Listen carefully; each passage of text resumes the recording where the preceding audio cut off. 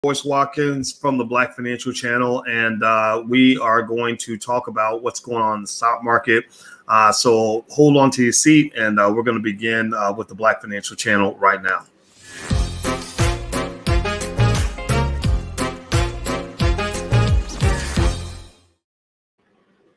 Okay, so anyway, good morning, everybody. I hope you guys are having a good day. I'm Dr. Boyce Watkins, and welcome to the Black Financial Channel. That's theblackfinancialchannel.com. I want to talk a little bit about the stock market this morning. We have had a little bit of a boost this morning. Let me see, as of right now, I'm looking this up. And right now, the Dow Jones Industrial Average is up by about 379 points. Good for you. Congratulations. Everybody say yes in the chat if you're making money this morning, if you're feeling good about your stock portfolio. Let me know how well you're doing right now. I'm really happy for you. And so basically the stock market is coming back from a really bad week. I mean, last week was really sad and kind of crazy. And you saw a lot of money. You probably felt like you were losing money. But you know what? If you don't sell, then that's an unrealized loss. So you haven't actually lost anything yet. You just lost it up here in your head. But it does feel, pretty bad. So my heart goes out to you.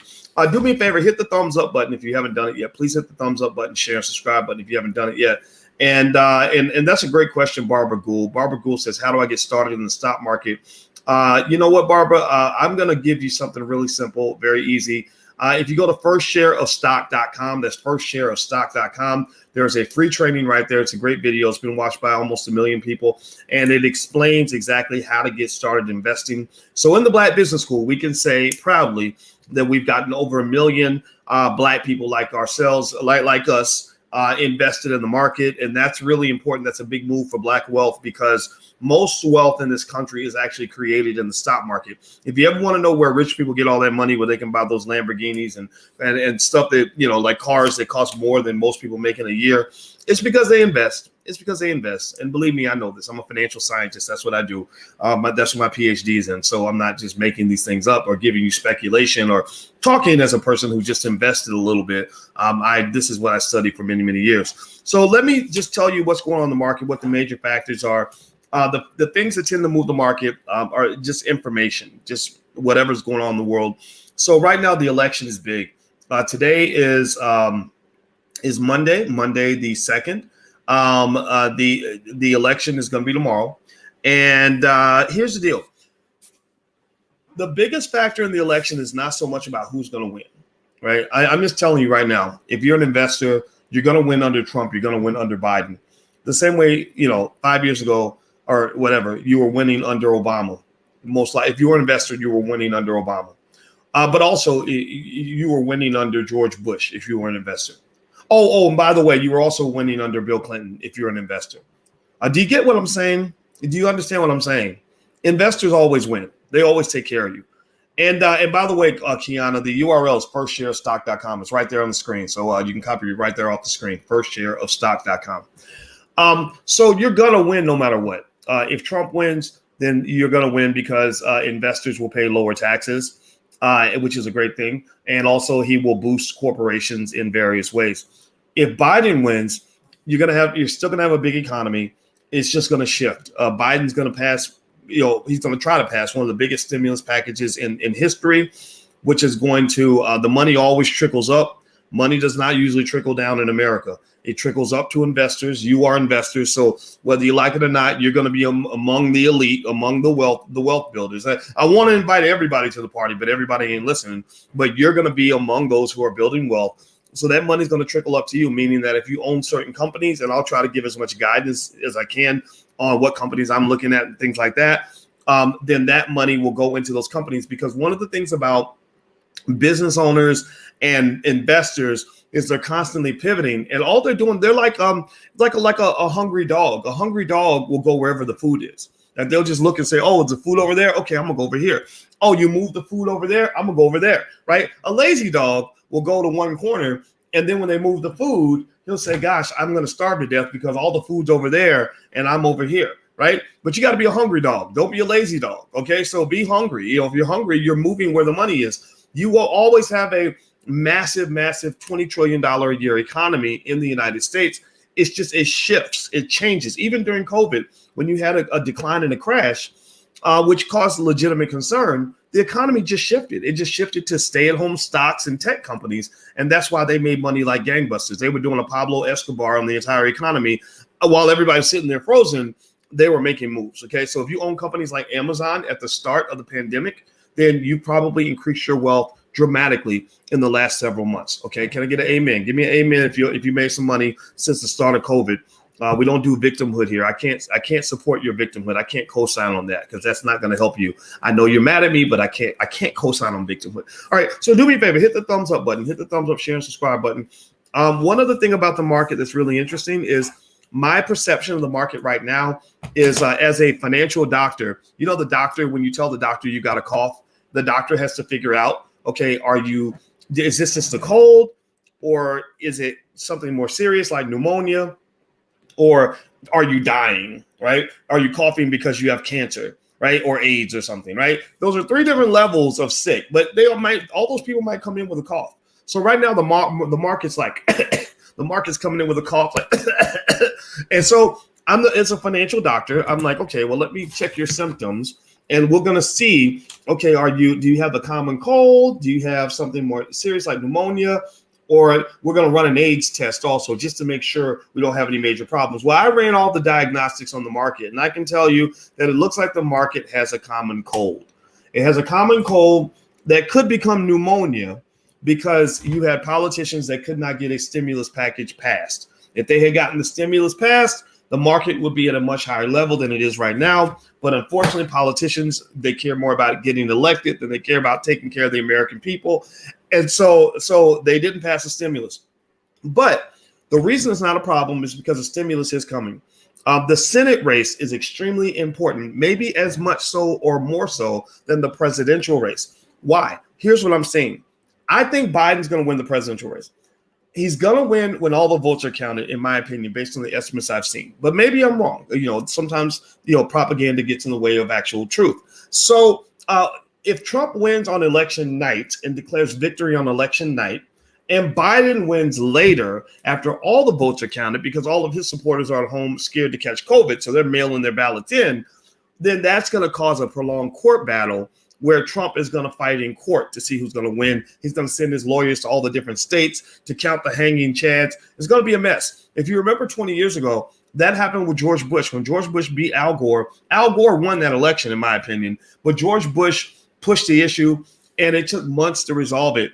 That sort of uncertainty, that sort of confusion will hurt the stock market. Uncertainty is always a bad thing when it comes to your money. Certain money is always better than uncertain money. If I give you $1 that's 100% certain that's in your account versus another dollar that's 80% certain, then the 80% dollar has a lower value than the 100% dollar, right? So the same thing is true when it comes to stocks. When these formulas are laid out to determine what a stock price should be, certain money, clear money, guaranteed money is always more valuable than unguaranteed money. Every NFL player can tell you that when they're signing their contract. Just goes ask Dak Prescott, right, who just hurt himself and lost $100 million, right? So why do I bring this up?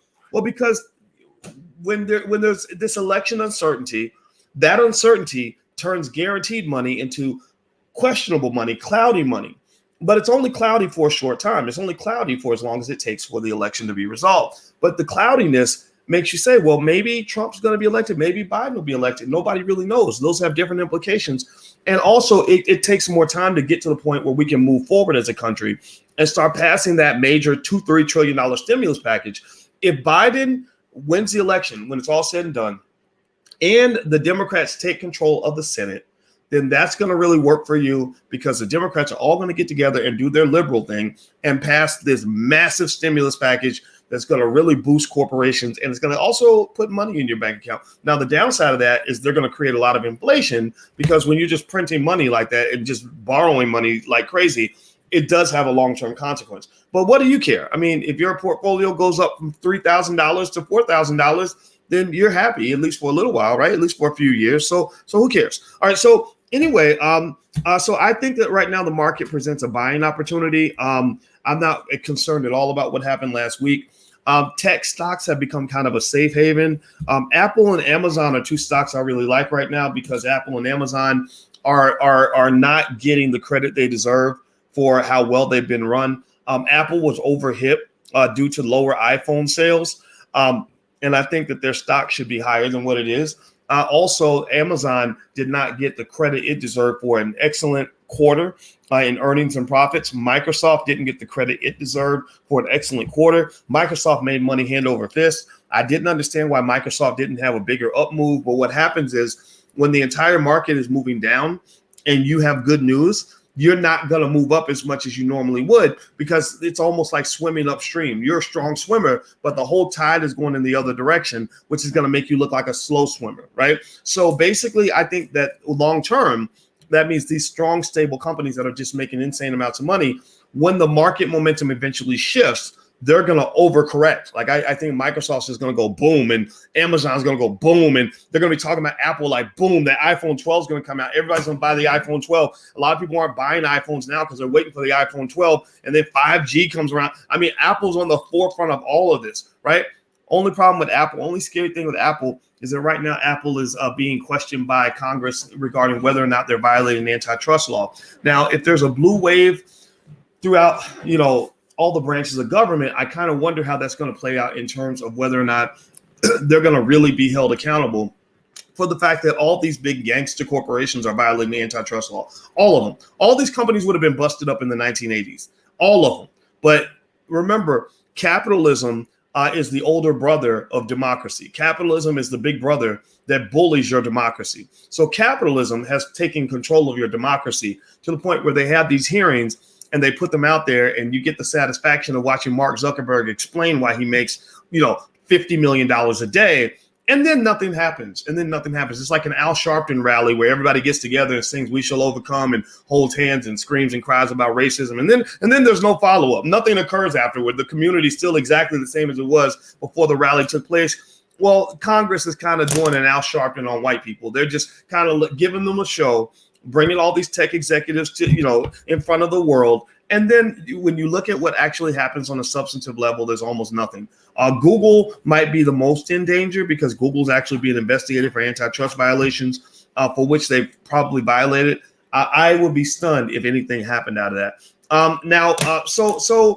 Do me a favor, guys. If you haven't done it yet, please hit the thumbs up button, hit the thumbs up, share, and subscribe button. And also, here's the blackbusinessschool.com. So if you want to learn more about investing in wealth and everything else, go to the blackbusinessschool.com. You can actually join for free. A lot of you may not know this, but we actually have wealth consultants and people right there on the site that can talk to you about your personal wealth plan and what you're trying to do and help you find something that fits within your budget that'll also help you to achieve your goals. So never fear. Boyce is here. We are here. Our experts are here. We have experts in real estate. We have experts in law. We have experts in entrepreneurship, experts in investing, all kinds of people that can help you. So feel free to go to theblackbusinessschool.com and also text the word Boyce to 31996 to get text notifications from me. Okay, so what do you think about Tandem Diabetes and Medtronic? I know nothing about those companies. There's thousands of companies, so I wish I could tell you, but I have no idea. Let's see here. I'm gonna answer a couple more questions. Let's see. Irina,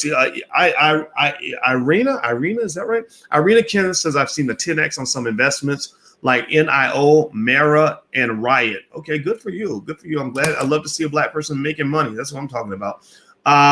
Let's see here. Why are men calling you a simp when they haven't even reached your level of success, Boyce? Because that's what simps do. Simps call you the simp because you're doing better than them, and they're just mad about it. But it's okay. Forgive the haters, for they know not what they do. Maybe one day they'll have enough in their own pocket where they don't have to get mad because another black man is doing well. It's okay. I'm not even mad about it. I just want to keep on winning. I'd rather be hated than be a hater. So if you got a choice, be hated, but don't be a hater, because being a hater ain't gonna do nothing except make you mad and you die of a stroke at the age of 25. Brian says, I just recently signed up for the Black School of Business. I want to thank you for your service to the Black community. Well, I want to thank you for believing in us. A lot of people don't believe in the Black Business School the way they believe in white people, but we prove them wrong. We show them. We have 30-day 100% money back guarantees. If you're not happy for any reason. A lot of our programs are about 1/1000th of what you paid to go to college. And also we teach things like Powernomics, which you're not going to learn at any white university anywhere. I believe Powernomics related principles or just specific Black wealth principles are extremely important for the development of the Black community. I believe that Black people are going to succeed by engaging in specific family strategies that link directly to Black people, not things that white people tell you to do, because letting white people tell you how to be a successful Black person is like the Dallas Cowboys playing against the New York Giants and asking the Giants, how can we defeat the New York Giants? You don't go ask the Giants, can you teach us how to defeat the New York Giants? Because the Giants are going to say, well, first thing you got to do is give us the ball. Every time you get the ball, you got to put it in our hand, right? That's what they get you to do with their money. They say, every time you get money, Black people, give it to us. We'll take care of you. Every time you get a vote, give it to us, but don't ask no questions, right? Like, really, I mean, they're going to give you the losing strategy. So we try to give you the winning strategy, because all we want to do is we want to see you win. And we want to see you win without having to wait for, bad leadership to come around, or having to wait for 40 million people to get on board, or having to wait for white people to suddenly decide to be nice to you. This all excludes all of that. If you do basic things with your children at an early age, your kids are going to be light years ahead of everyone else. Your child will not be a victim. Your child will be a winner in every aspect. Your child won't know nothing about victimology, strugglenomics. Oh, it's so hard out here to be a Black man. Do you understand? I know Black men who have studied basics of entrepreneurship, who literally just make money in their sleep and make money easily. Why? Well, because they shifted their mindset. They're not in that whole like, oh, I can't find no money because the white man ain't hiring. They don't do all that stuff. They have a different mindset, right? So that's what we do. We help you shift your mindset. All right, guys. So I'm gonna go. I hope that this helped you. Somebody asked me, what do I think about Netflix? I think Netflix is a great company. I'm really curious to see how these streaming wars play out. Because I see companies entering into the fray with this. I see Disney going extra hard, accelerating their commitment to streaming, and I wonder how that's going to affect Netflix. Netflix is so dang smart. I listened to a podcast about how Netflix just creeped up on Blockbuster. I mean, took them down, and Blockbuster lost because they were so arrogant and so slow to innovate. Blockbuster was kind of the white people's version of what Ebony Magazine was. Ebony Magazine would not innovate, in my opinion. They didn't come off as a company that was interested in trying new things. People I knew that worked there would tell me, they said, we try to present new ideas and they don't want to do new ideas. They want to do what they did in 1985. And then Ebony became a dinosaur. Well, the same thing is true with Blockbuster. Blockbuster became a dinosaur because Netflix rolled up and Netflix wanted them to buy them. Netflix said, we'll sell ourselves to you for $50 million. Blockbuster said, no, we're not interested. Who's Netflix? We don't care about Netflix. Well, guess what? Blockbuster's dead and Netflix is worth at least $500 billion, maybe close to, they're probably approaching $1 trillion in market value. Let me see. Let me Google this. Let me see. What is the market value of Netflix? I may be way off. Let me see. Netflix's market value is $250 billion, and Blockbuster is pretty much dead. Okay, I think they're dead. I don't know. I think they declared bankruptcy. I know, who cares? Blockbuster is nothing, right? All right, and I doubt if you've rented a Blockbuster movie in the last 5 years. All right, so I'm gonna get out of here, guys. So once again, if you want to get free information from the Black Business School, go sign up at firstshareofstock.com. Even if you've already bought your first share of stock, there's lots of great information there you can get for free. We'd like to give you lots of free stuff first so we can prove ourselves. And then hopefully later on, if we prove ourselves, you'll support our Black-owned university. We want to make this into a thing. We believe Black people should own our own schools. That's one of our core values. So we want to invite you to be a part of that. We're getting it done. We have 130,000 students. We're educating millions of Black people all around the world on wealth-related principles. And I'm putting my PhD to use on this, and this is actually working. And I hope you'll just go take a look. Just go take a look for yourself, and then let us know how we can do better. Okay, so I'm out of here, guys. Have a good day. I will talk to you soon. Take care, and hit the thumbs up button on your way out. I'll be updating on the Black Financial Channel all day long. I do several updates per day on the stock market on theblackfinancialchannel.com. It's a Black-owned daily financial news and commentary platform where I give you financial news from a Black perspective, because I'm not a finance professor who happens to be Black.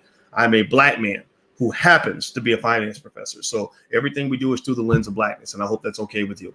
So take care, guys. Have a good day. I'll talk to you soon. Be good. Peace.